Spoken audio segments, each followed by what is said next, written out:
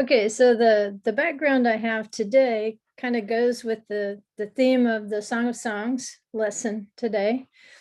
And it was rather hastily put together because of the trip. I was short on time this week.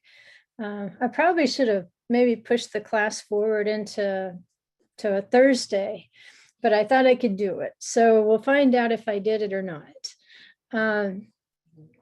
What I have in the background behind me is a picture that I took of the valley of Gehinnom. And you've read it in the Bible, probably in English as Gehenna. It's used as a metaphor or an equivalent expression to one of the levels of hell, basically. Although it's a very nice park, as you can see today, it's not a trash heap like it was in ancient times. It's not a place where they worshipped Molech as they did in ancient times. Today, it's just a very nice park, and there's a movie theater at the top. And the really cool thing that we found is that I believe the view you're looking at right now, as you look across this valley, where those cars are lined up, they're headed toward the Zion Gate. There's a drop off and pickup right there at the Zion Gate. So you're looking across the valley of Hinnom, but you're looking also at the entrance called the Zion Gate. And it's a beautiful way to go in, and it's not as crowded as some of the other ways to get into the old city. But it's interesting.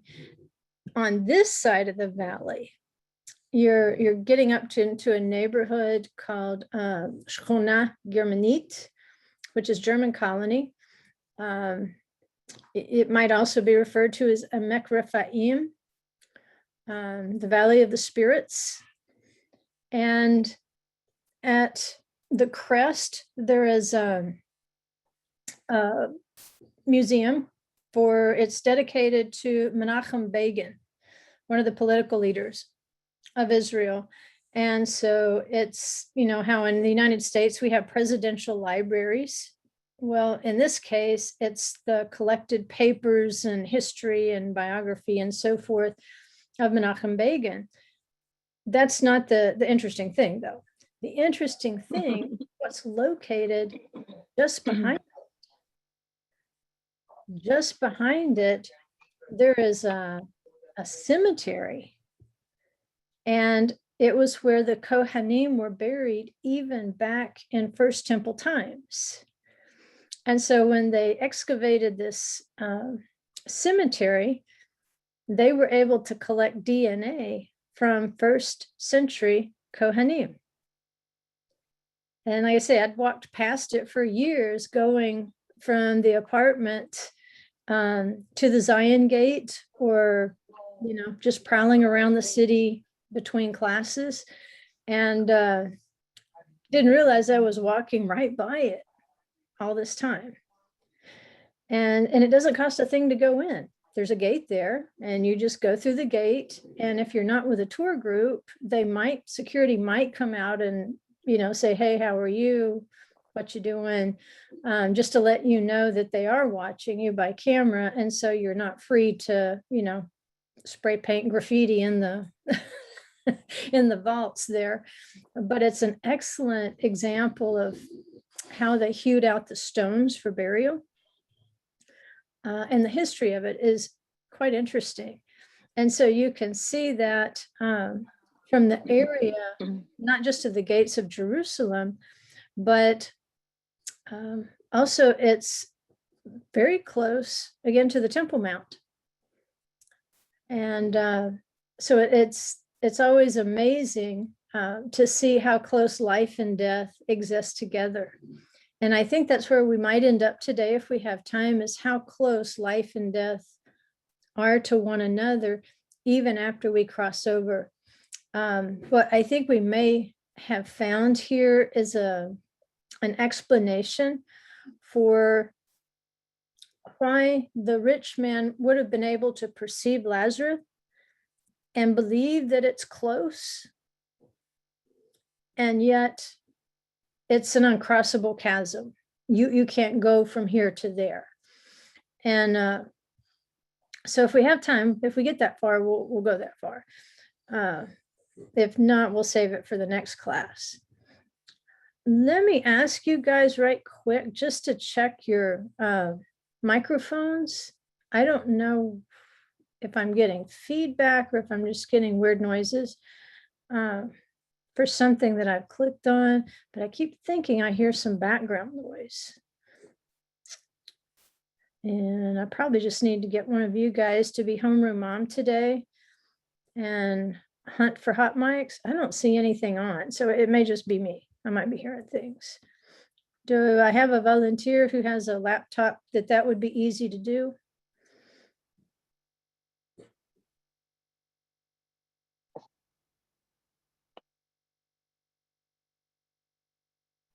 Alyssa, Yes. I need to apologize. That was me. I looked down. I'm on an iPhone, and so I don't know how that mute button. It just comes undone. So yeah, please get somebody on there to just kill me sometimes. Yeah. Sorry. It happens to us too. When we attend a Zoom class with our cell phones, it just manages to punch its own buttons somehow is the best way I can describe it. So, okay, I have made Cheryl co-host for the lesson, and that'll help us all out. Because I always worry when I can't see something like, oh my goodness, I hope they're not choking or something. So anyway, the background in the back kind of set the tone of the lesson for today. The valley of the shadow of death. I will fear no evil. That's kind of the nugget that we're grasping at. What does it mean to call out from the depths? What does it mean to walk through the valley of the shadow of death? And I ran across something really odd in the Midrash. Again, it seems like every week I'm running across something that shouldn't make sense to the people it's written to, but it makes perfect sense to people like us who, we've got the benefit of the New Testament scriptures. And so a lot of times those scriptures explain for us in a very practical way what is hinted at in some of these rabbinic sources. But when you go back to the source, then a lot of times we don't have to read the New Testament in isolation. All of a sudden, it will have context too, in terms of what did first century people believe? What were they watching on TV at night? It helps to understand that because I think it really opens it up for us. Okay, let me share the screen and just get to it and quit talking about it. Quit telling you what I'm going to tell you and just tell you. That's what my English teacher used to say. Quit telling me what you're going to tell me. Just tell me.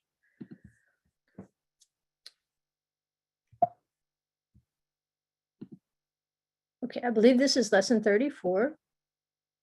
And we're still on the verse in chapter 2. I am the rose of Sharon, the lily of the valleys. And there's all sorts of debate about what exactly these flowers are that we've been discussing, whether they're crocuses, whether they're roses. Just because in ancient times, we didn't always know exactly what they were calling what. So this time I've pulled up what I believe is a crocus. I don't think it's a poppy, it might be, but I believe it's a crocus that I caught blooming in the spring, and I managed to catch it with the dew still on there. And that's kind of what I wanted to set the tone with, was the dew of resurrection, which is the primary thrust of the rose of Sharon and the lily of the valleys, the flowers that will collect the dew.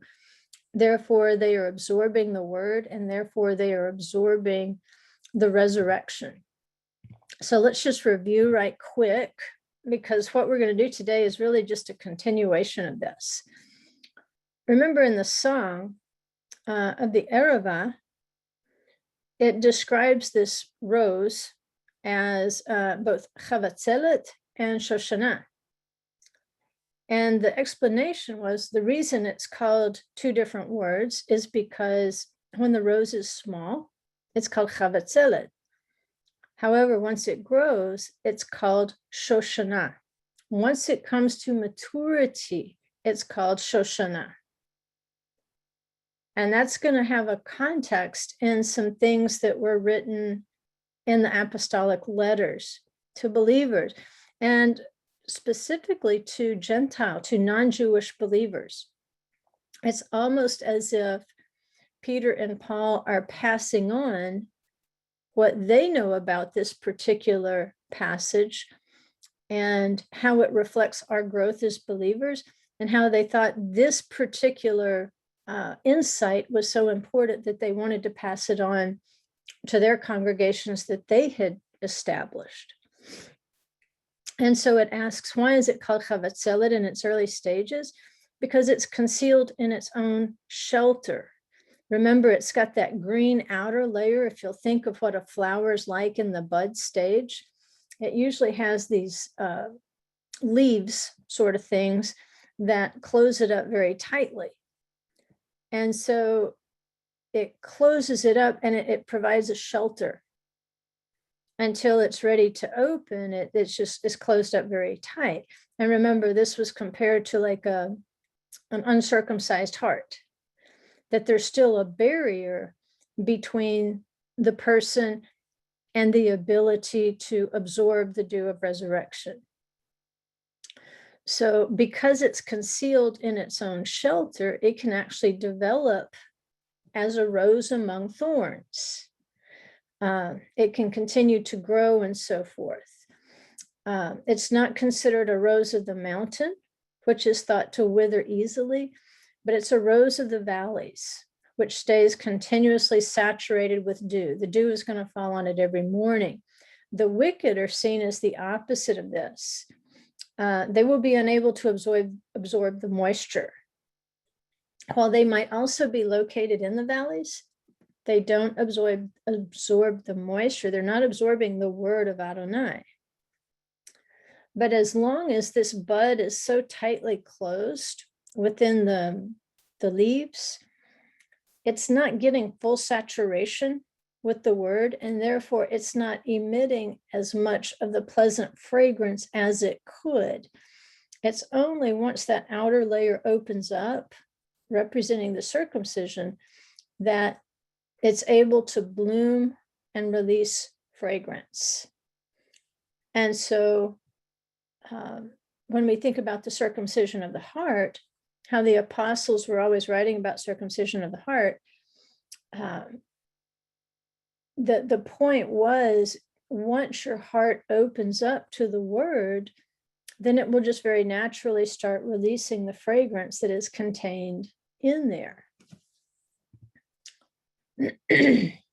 And so the point was made that sometimes the Father disciplines us with suffering. He does set us among the thorns because we have leaves that are closing us up too tight. It's preventing us from budding in a certain area and opening up to let the word fall into that area, whether it's wounding, whether it's fear, whether it's just natural personality. Sometimes we have personalities that aren't consistent with what our mission is. If we're too shy, then he's going to have to do some things. And we say, well, a shy person, what did they do wrong? Well, a shy person has a difficult time learning because they won't ask the questions that they need to ask because they're afraid of being ridiculed or laughed at or thought that they're not smart. When the truth is, we're all not smart, and we all have to ask questions in order to fill in those gaps in our learning. And so we might have somebody who's too outgoing and they need to ratchet it back a little bit. And so he'll let them blunder into some things to teach them that lesson that, you know what, there is a brake on this machine and you need to know when to hit the gas and you need to know when to hit the brake. And each of these things can block our hearts because if we're always going 90 miles an hour or kilometers an hour, we might not be still long enough to hear what it is we need to hear from the Father or what it is we need to do. we'll be going so fast, we'll be running by all those opportunities. And either way, going in either direction, it might require discipline so that we can drop this guard that's blocking the work that he wants to do. And we can begin to release the beautiful fragrances that are already within us. It just needs to be released. And so Isaiah 26:16 says, like this rose among the thorns, in our trouble, we turn to him, we repent, and then he removes this outer covering of the heart. And I would contend that we do this endlessly in our walk as believers. It's not as though there is prophecy that one day there will be this final removal, this final circumcision of the heart, when he will actually write his Torot upon our hearts. But as long as we're still in a state of sin, it might be there, but it's well covered. And so he's constantly working with us to remove this outer covering of the heart so that we can release what he's written there. And they say that this process occurs, we realize we're in trouble, and just realizing you're in a tribulation.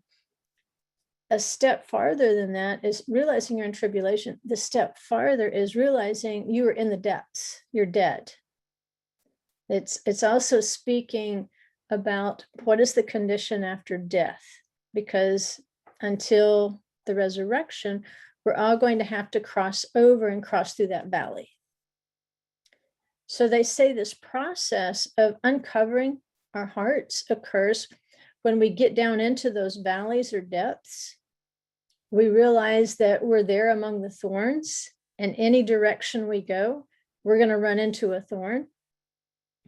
And so we begin to sing the song of ascents. And last week, we did that together. We didn't sing it, but we did the responsive reading of the Hallel that we do at the pilgrimage feasts.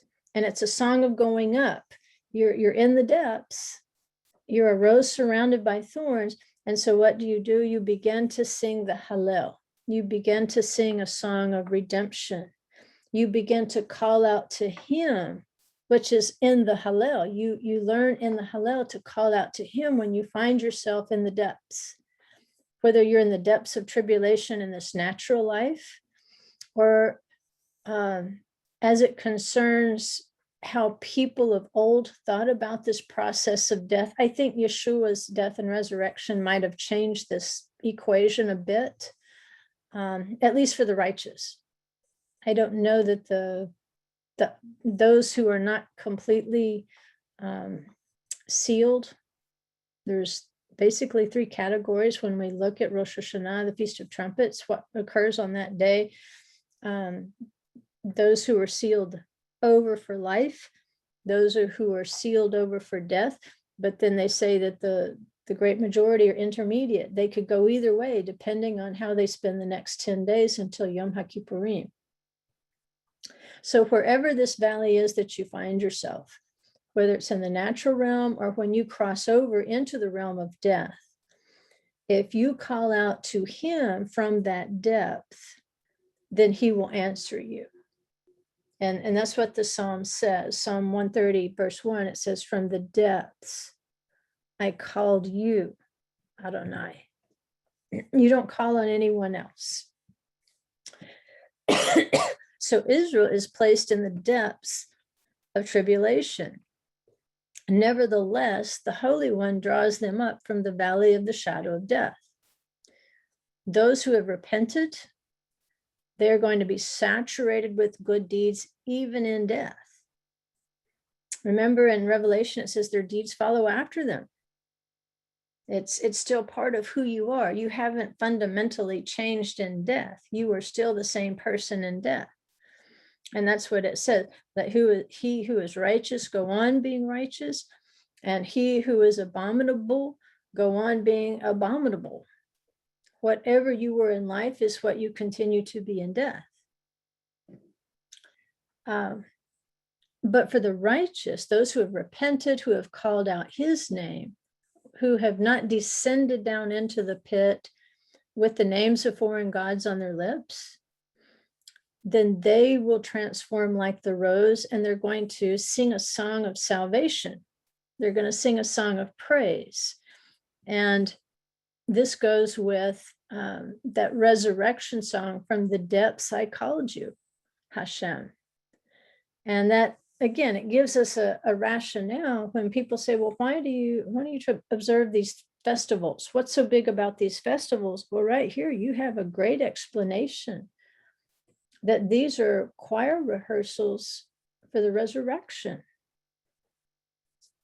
so that the right name is on your lips at the resurrection. And we went over this, Isaiah 26:19 last week, but I just want to revisit it because we're still talking about the valley of the shadow of death. How the earth said, this part of this is from the Midrash, and it's commenting on Isaiah 26:19.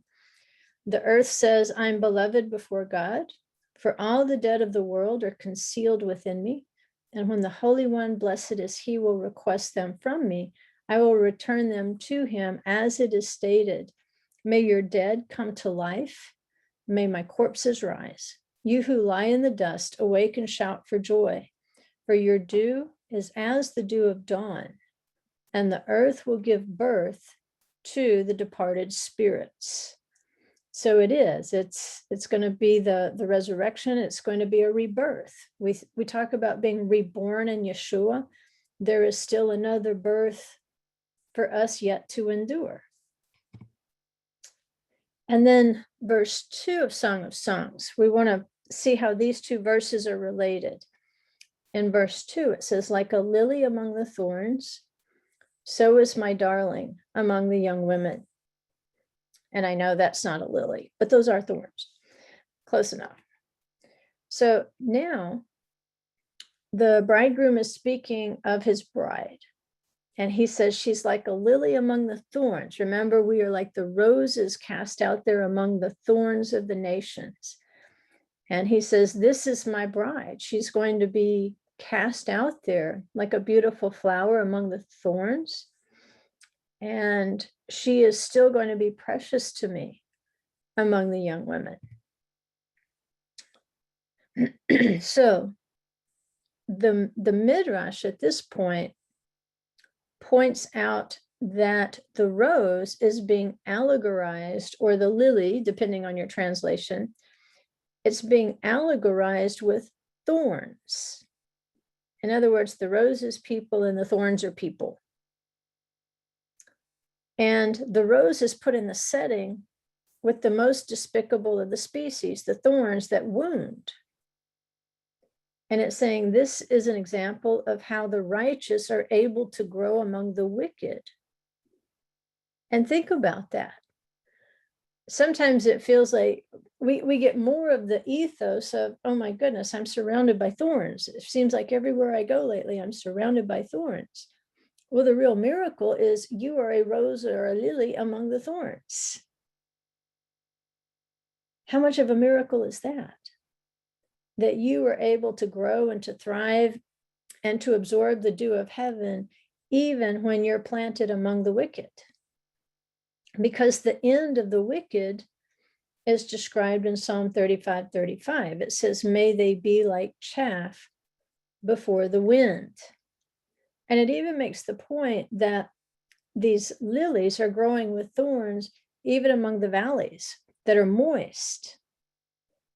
But at the end of days, the moisture of the flower will endure. It has been absorbed. The thorns, or the wicked, they will not have the moisture, even though they have been in a moist valley. And it says they will be pursued like the chaff of the mountains before the wind. They will be just as dry as if they had been on a mountaintop, where the winds constantly blew and dry things out. That'll be the difference. You won't be sure about the moisture aspect until that day of resurrection. until that day of judgment. And so the point is made that the beloved is placed in the depths of troubles in this life. I think this is where the prosperity doctrine may have gone out of balance, because it de-emphasized suffering and poverty and emphasized being rich, being prosperous, and being successful, as somehow this was proof of the Father's love or his favor, or somehow proof of our faith, when sometimes that's not proof of our faith at all. It's just the opposite.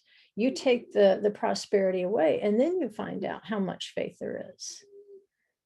There's a balance that's lacking from that message, because sometimes he purposely places us in the depths of trouble so we will cry out to him, because until we cry out to him, that block over our heart is going to stay in place. We're still comfortable blocking that area of our lives. And so he puts us in a place of tribulation until we say, Matt, no matter what I'm holding on to, I realize now it's not worth holding on to, because this is what's preventing me from ascending. This is what's preventing me from raising my level of spiritual maturity. And that's what's going to happen when we rise a level in spiritual maturity. It will hurt. This is not a promotion with a party and balloons. This is a promotion that will be marked by suffering, and you're crying out for relief. And so again, the Song of Ascents is from the depths I called you, Hashem, from the depths. So when you feel yourself, we tend to go through cycles. We know we're in a high place. We know when we're not in a high place. We know when we're in the depths. And those depths are time for us to consider and say, where am I blocking him?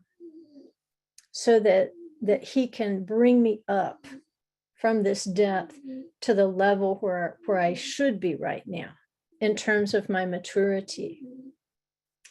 So it says in Isaiah 26:16 that when we turn to him, when a righteous one turns to him in repentance, he'll draw them up and they will sing a song of praise.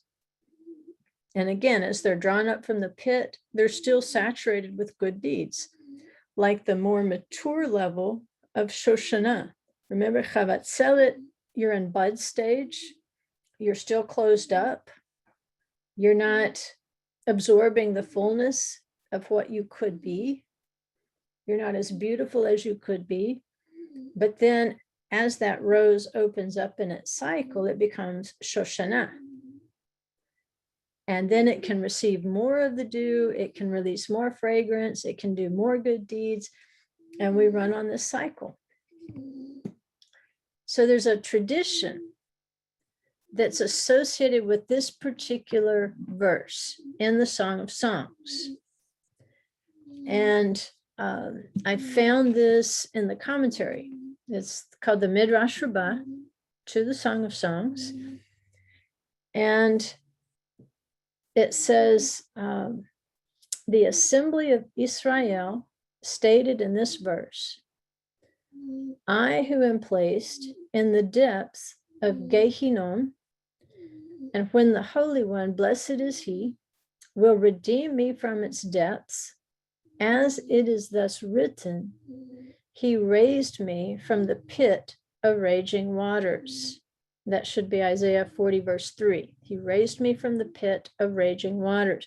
And you'll notice that if we want to call it hell, I don't really want to get into a debate about the 7 names of hell, but we're pretty much talking about the same place, although there might be different realms of it, just as we know there are different realms of heaven or levels of heaven. And we know the lower garden, or the Garden of Eden, is referred to as the third heaven, which tells us there's more before and there's more after. So we know that there's different names, apparently describing different aspects of what awaits the wicked after death. Gehinom, of course, is one of them. Sheol is one of them. Abaddon is one of them. Gehinom, or Gehenna. Gehinom is one of them. And so one way of looking at it is as the pit of raging waters, the abyss. The abyss is another word for it. And you say, well, wait a minute, Gehinom, that has a definite connotation there of fire. It was a place of immolation in Gehinom. But you're talking about a pit of raging waters here. Water and fire go together in that realm. We have water and fire in the natural realm. And so we kind of get an idea of what they're really like. But what we have are parables of the reality in the spirit realm.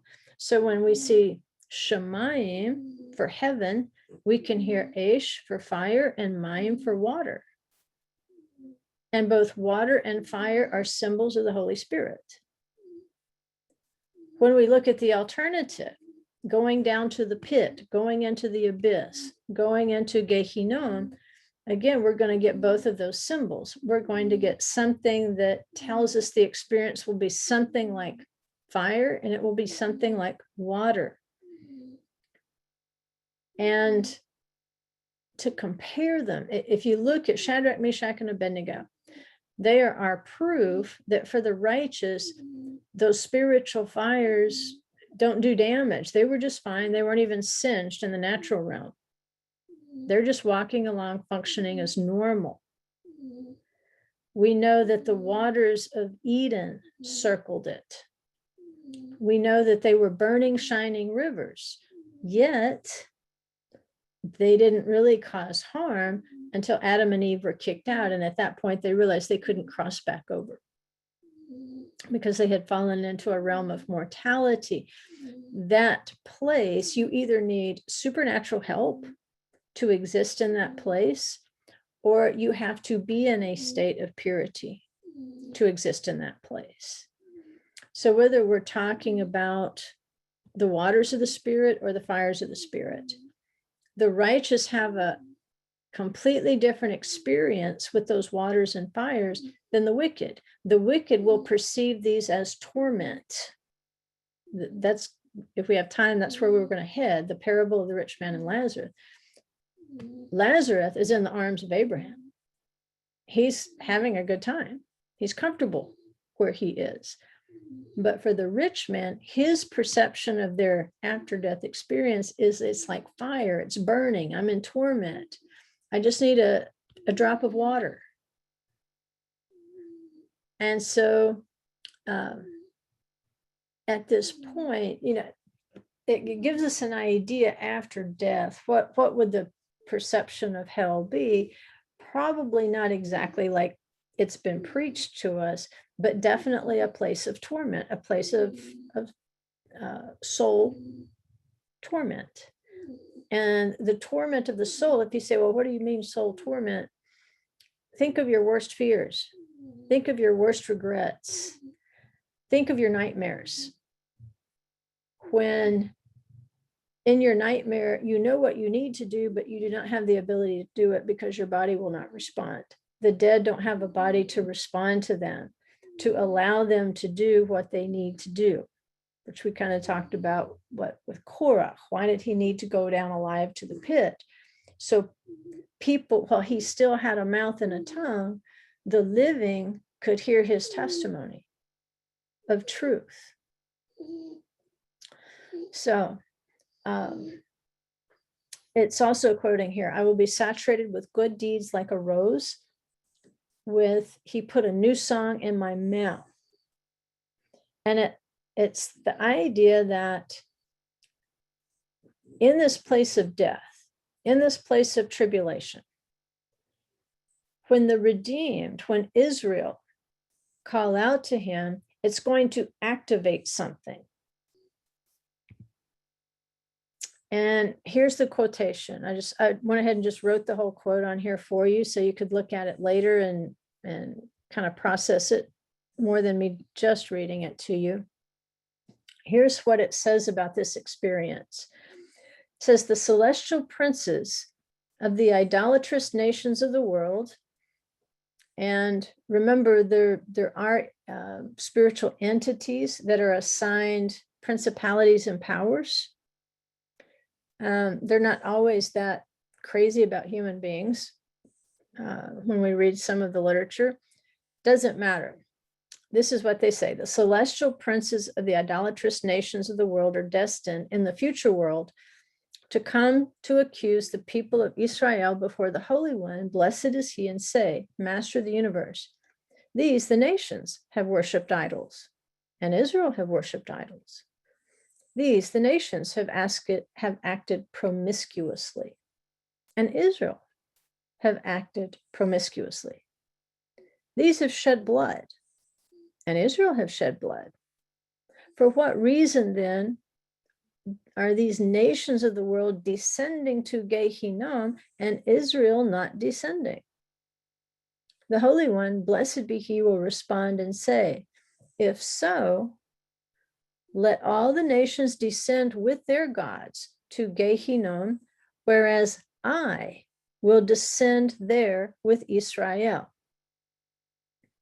And that's the point where we say, what? Can God actually descend down into hell? Well, the scriptures say that he can. If he's the creator of all things, then one thing is just as good as another to him. If he created it, then he knows how to inhabit it and to bend it to his will and to his use. He's the one with the plan, but there's nothing in his creation that is stronger than him. So it's kind of a shocking statement, but on second thought, well, not so much.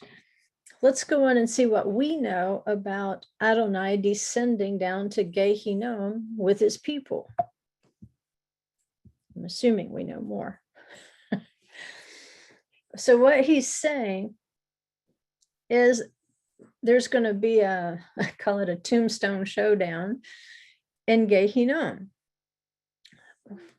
When Adonai is confronted with these accusations, like, what's really different between Israel and the wicked? Because everything the wicked have done, Israel has tried it at some point too.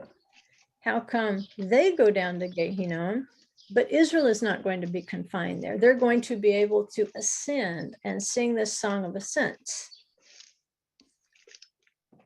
It's pretty much, he's saying, let the wicked of the earth, let them go on down to Gehinnom with the names of their gods on their lips. In other words, whatever they trusted in, whoever their God was, in some cases, they were their own God. Take that name with you when you go down to Gehinnom, and you'll find out that the names of those gods, not even your own name, will save you from the pit or resurrect you.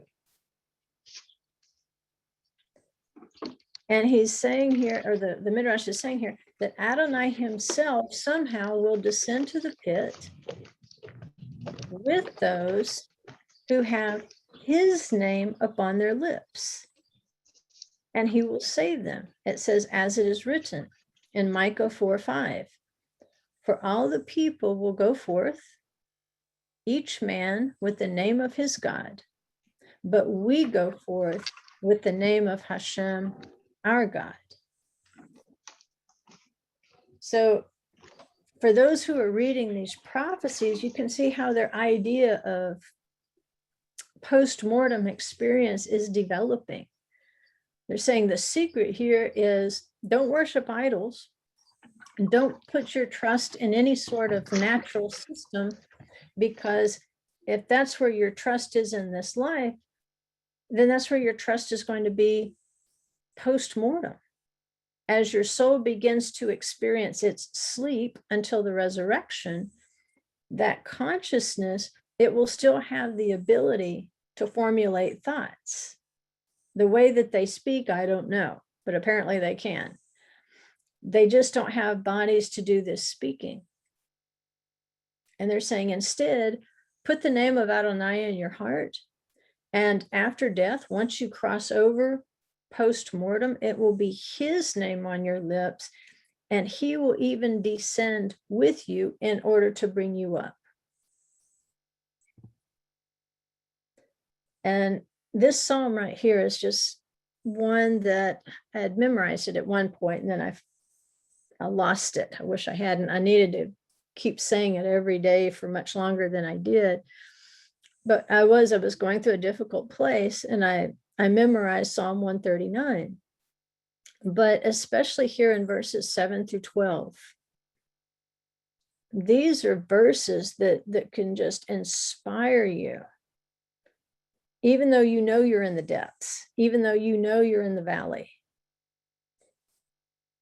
The psalmist writes, he says, where can I go from your spirit? Or where can I flee from your presence? If I ascend to heaven, you are there. If I make my bed in Sheol, behold, you are there. If I take up the wings of the dawn, if I dwell in the remotest part of the sea, even there your hand will lead me, and your right hand will take hold of me. And if I say, surely the darkness will overwhelm me, and the light around me will be night, even darkness is not dark to you, and the night is as bright as the day. Darkness and light are alike to you. In other words, Adonai can go anywhere he wants to. He can go into the darkness, and it's not darkness. He can go into Sheol, and it's not death to him. And so that's a pretty amazing statement. If we were to go down into Sheol, he could still descend with us. And his right hand could take hold of us and bring us up from that pit. So that's very consistent, again, with the idea that he puts us into the depths so that we will call out his name. And this is going to be what differentiates the righteous from the wicked. The righteous, when they cross over, his name is upon their lips, and he sends out his right hand and rescues them. He pulls them up from the pit. For David, he talked about it because the wicked apparently don't get the hand. They simply descend with the name of whatever God they worship. In Psalm 23:4, it says, though I walk in the valley overshadowed by death, I will fear no evil, for you are with me. So you can walk through the valley of the shadow of death, and he's right there with you. And so if we go on to Isaiah 66:16, it's going to take it even a step farther. And this was a pretty amazing insight. Because I get, we've read these verses enough that we really get that there's no place the Father can't follow us to rescue us. But this is pretty spectacular when you look at it in Hebrew, because it's like many things. Sometimes the translators try to translate the problem out. They see a problem in the Hebrew, and it conflicts with doctrine. It conflicts with expectation. And so they'll try to just translate it out of there so it doesn't say what it says. And it's usually an honest attempt, like, oh no, that's not what it meant. This is what it means. At any rate, in English, it comes to us as, for the Lord will execute judgment by fire, and his sword on humanity. And those put to death by the Lord will be many. Pretty straightforward statement if we read it in Hebrew, and I think this is NASB. The Lord will execute judgment by fire. Now watch. Take that phrase. The Lord will execute judgment by fire. If you can read that Hebrew, if not, I'll just read it for you. It's ki be'esh, or in fire. Yod he vav he, the Lord. Nishpat, will be judged. For in fire, Adonai will be judged. And that just threw me for a loop. I'm like, how can Adonai be judged? He is the judge.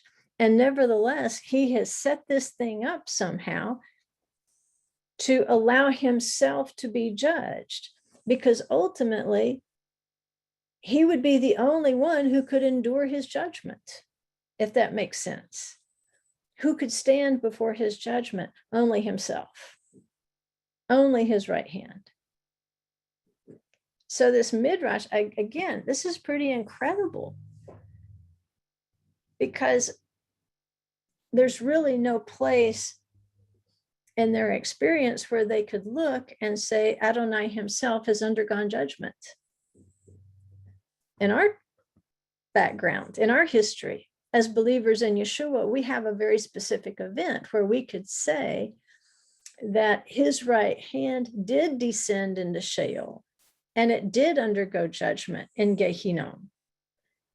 And out of that judgment, not only could he stand under the Father's judgment, he also emerged with those righteous souls who were calling out his name. He's the Holy One, the Creator, is the only one who can redeem his own creation, because he's the only one who has the righteousness to stand before his own judgment and redeem his creation. And so in that salvation, the message to us is, you know what?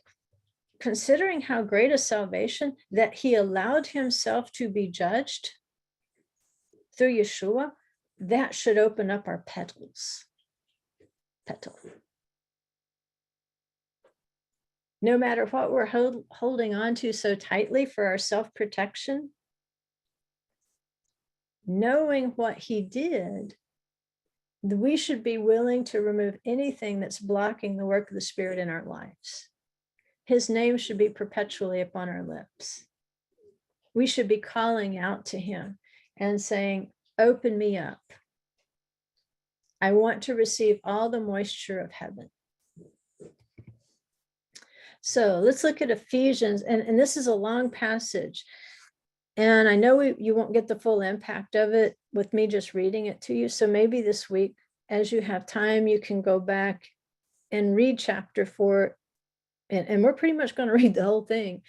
But I want you to read it again just to see how the context of it really fits with the rose among thorns, and the chavatzelet being the tight bud versus the shoshana being the mature, full flower.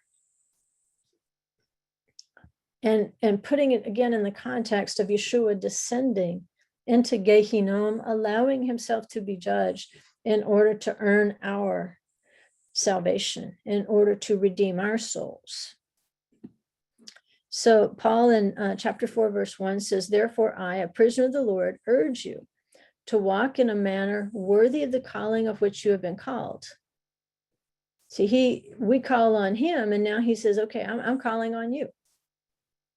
With all humility and gentleness, with patience, bearing with one another in love, being diligent to keep the unity of the Spirit in the bond of peace. There is one body and one Spirit, just as you also were called in one hope of your calling, one Lord, one faith, one immersion, one God and Father of all, who is over all and through all and in all.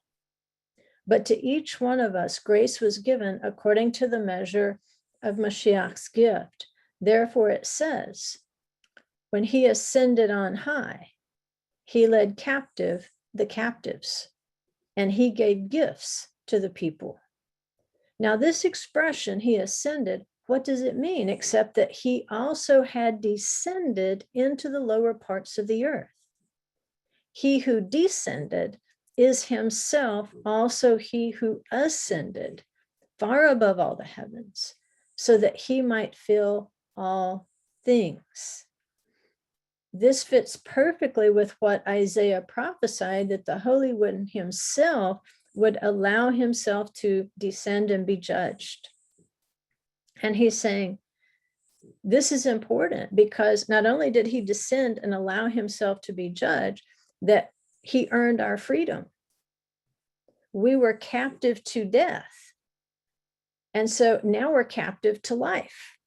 He led us out of the pit. We sang those songs of ascent. He led us out of the pit, and he gave us gifts to use as we're the Shoshana, as we open up now, as we, like the flower that's no longer that tight bud, now we can start to fulfill our calling.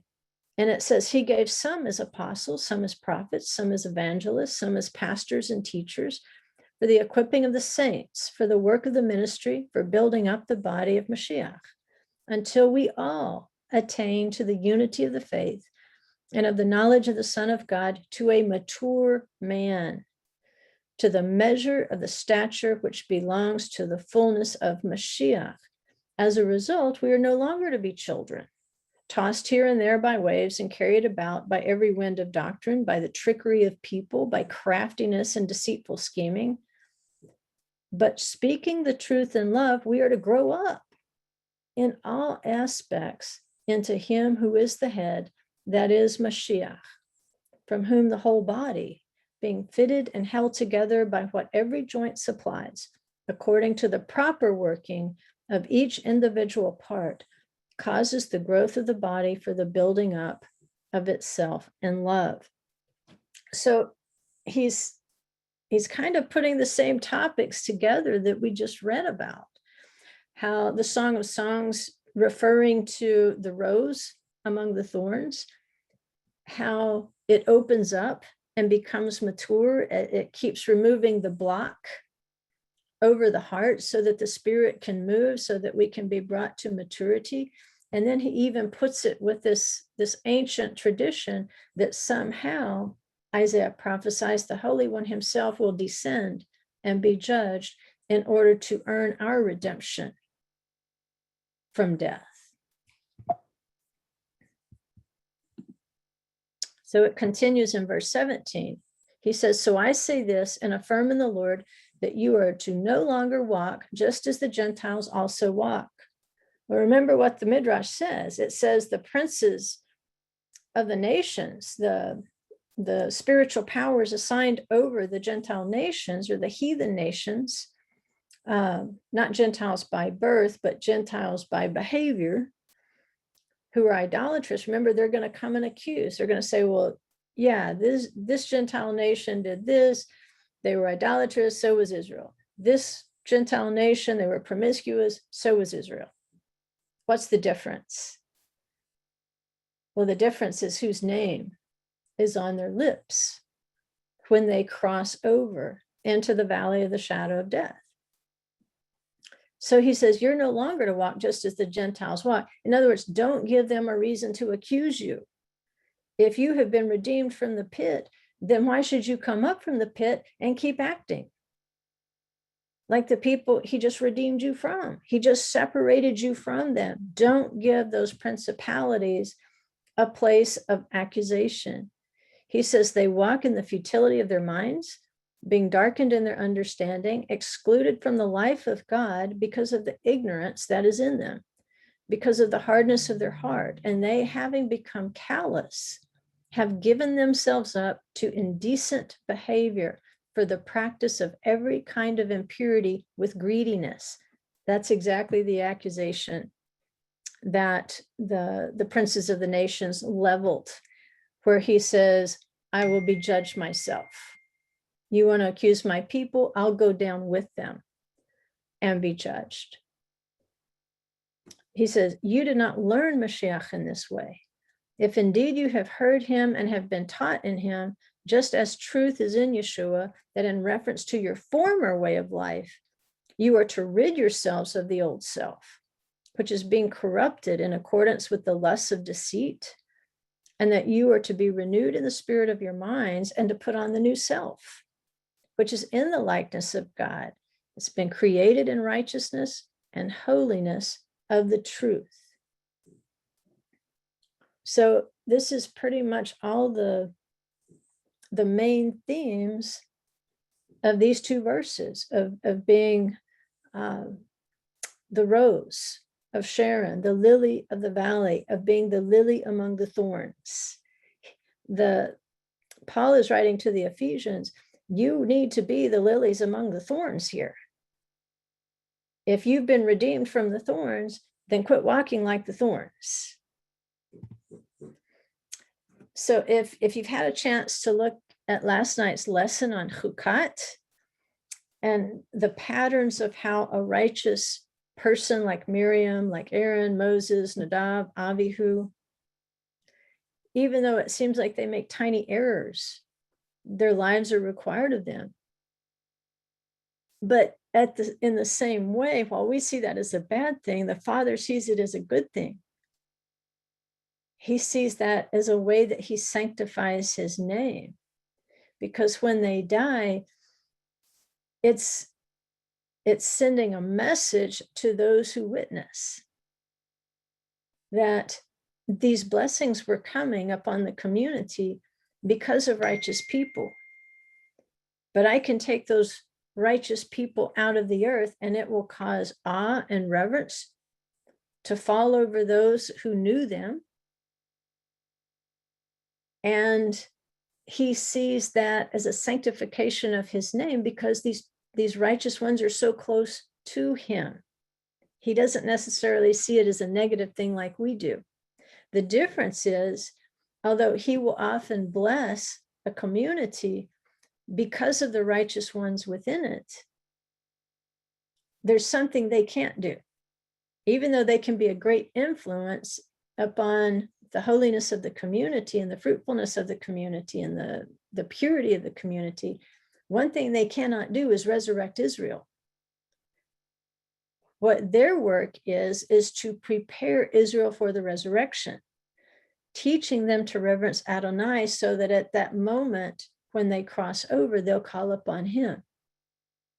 You know, it's the last prayer of a Jew is the Shema. And that's not a bad thing for anyone. It's, one of those things that I've had surgery a few times, and each time I made sure before I went under the anesthesia, I said that prayer, because if this is it, I want his name to be the last ones on my physical lips. That's one thing righteous people can't do for us. They can prepare us for the resurrection, but only he could descend, be judged, and resurrect us. Their foreshadowing and their suffering and their dying for people who didn't deserve the sacrifice. The letter to the Hebrews says these were people of whom the world was not worthy. And these are people for whom the great majority would not walk worthy of their salvation. Nevertheless, people like this will suffer, sacrifice, and even die to sanctify the name. And what is it? It's what we should all be doing. Like Paul was telling the Ephesians, knowing what Yeshua did for you, how can you not purify yourself and prepare yourself for the resurrection? First Peter says in 3:18, for Mashiach also suffered for sins once for all time, the just for the unjust, so that he might bring us to God, having been put to death in the flesh, but made alive in the spirit, in which he also went and made proclamation to the spirits in prison. This kind of firms up what we suspected about Yeshua when he died. He's the one who descended. He's the one who was judged, and therefore he is the one who earned the release of the captives in prison, imprisoned in death, who were once disobedient when the patience of God kept waiting in the days of Noah, during the construction of the ark, in which a few, that is 8 persons, were brought safely through the water. Corresponding to that, immersion now saves you. Not the removal of dirt from the flesh, but an appeal to God for a good conscience through the resurrection of Yeshua HaMashiach, who is at the right hand of God, having gone into heaven after the angels and authorities and powers had been subjected to him. What Peter seems to be invoking right here is an answer to this midrashic comment that the celestial princes of the idolatrous nations of the world will come to accuse the people of Israel before the Holy One, blessed is he, and say, Master of the universe, these have worshipped idols, and these have worshipped idols. These have been promiscuous. These have been promiscuous. Peter saying that Yeshua was the answer to these accusations. These principalities and powers who came to accuse Israel, he says, okay, once he descended and then ascended, having gone into heaven, he was the proof of how God himself would be judged, because only God could endure his own judgment. And he says the angels and authorities and powers at that point were subject to him. That is pretty cool. And then we'll end up here. This is just kind of again, going back to that parable, maybe something for you to think about this week. Psalm 23:5. It says, you prepare a table before me in view of my tormentors. You anointed my head with oil. My cup overflows. So the context here we know is the valley of the shadow of death. Somehow when we die, there is going to be a table prepared for us. And it's going to be a table that our tormentors can actually see. They will be able to see us. They will be able to see the table. They will be able to see the resurrection, or it, if it doesn't happen, and if we cross over before the resurrection, we're still going to have a table prepared before us in view of our tormentors. Now, the tradition tells us that when we cross over, when the righteous cross over, they are greeted first by Adam, who greets them with rejoicing. And then they will sit down and have a banquet with Abraham, Isaac, and Jacob. This now helps us understand the parable that Yeshua told about the rich man and Lazarus. In Luke 16, he says, it happened that the poor man died and was carried away by the angels to Abraham's arms, or his bosom. And we did a lesson on Abraham's bosom before. It's worth going back and reviewing it, especially if you haven't seen it before. What is Abraham's bosom? And the rich man also died and was buried. You see the difference? It doesn't mention that the poor man was buried, even though I'm sure his body was. There's a burial beyond a burial. The poor man's body was buried, but his soul was taken to Abraham's bosom. The rich man also died. His soul is going to be taken somewhere, and his body is also buried. But his burial is a different experience than Eleazar's. It says, in Hades, he raised his eyes, being in torment, and saw Abraham far away and Lazarus in his arms. You can see here this reversal where the psalm says, he prepares a table before me in the presence of my tormentors. It's now the tormentor who is tormented. And he can see Abraham far away. Remember, it says we sit down at the table with Abraham, Isaac, and Jacob when we cross over. And he sees Lazarus in his bosom. Kind of reminds you of a Passover meal, when how we lean over, and so we're practically in somebody's bosom. When we do that, it sounds like a Moed meal. Sounds like a Passover sort of meal. And so in the presence of his enemy, Lazarus has a meal prepared before him, and he can be seen by his tormentor. And so the rich man cries out and says, Father, Abraham, have mercy on me and send Lazarus so that he may dip the tip of his finger in water and cool off my tongue, for I'm in agony in this flame. At this point, apparently, he doesn't realize he doesn't have a tongue. But Abraham said, child, remember that during your life, you received your good things, and likewise, Lazarus, bad things. But now he is being comforted here, and you are in agony. And that's what the rabbis say, the world to come is upside down compared to our world today. Just flip everything upside down, everything upside down, and that's what it's like. And he says, besides all this, between us and you, it's a great chasm. It's been set so that those who want to go over from here to you will not be able, nor will any people cross over from there to us. And he said, but I request of you, Father, that you send him to my father's house, for I have 5 brothers, in order that he may warn them, so that they will not come to this place of torment as well. But Abraham said, they have Moses and the prophets. Let them hear them. But he said, no, Father Abraham, but if somebody goes to them from the dead, they will repent. But he said to him, if they do not listen to Moses and the prophets, they will not be persuaded, even if somebody arises from the dead. But this pretty much helps us understand the Psalm of David, where he says, he prepares a table before me in the presence of my enemies. How